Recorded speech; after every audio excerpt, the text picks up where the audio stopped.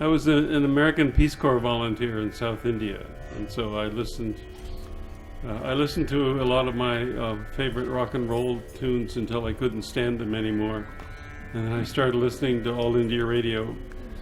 And eventually I decided, after hearing one of the great South Indian flutists, that I would pick up one of these little things, which I did for 5 rupees, and started to try to make a sound on it because I couldn't make a sound on it.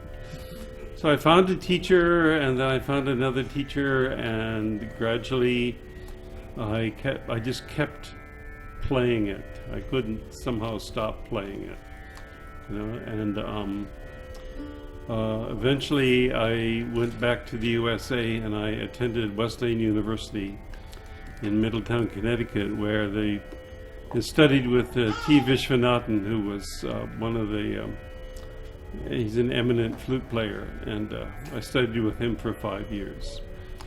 And then I met an American who played the South Indian veena, and his name was David Reck, and he was a professor of music, and so we formed a group also. And eventually he stopped playing, and then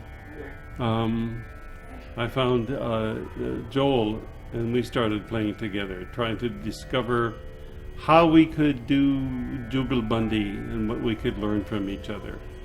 I had almost no knowledge of Hindustani music because I spent all my time learning Carnatic music.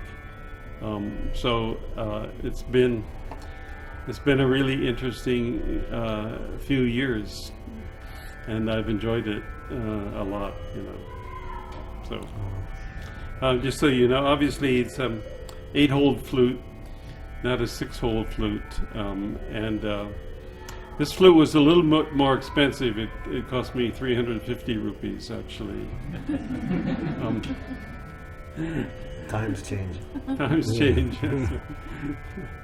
However, you know, in order to find one of these flutes, you have to play about 100 of them until you get one that actually works.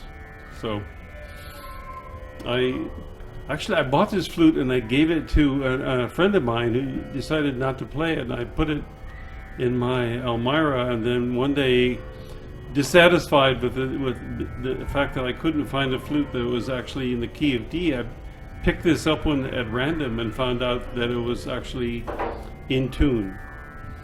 So I've been playing this ever since. Great.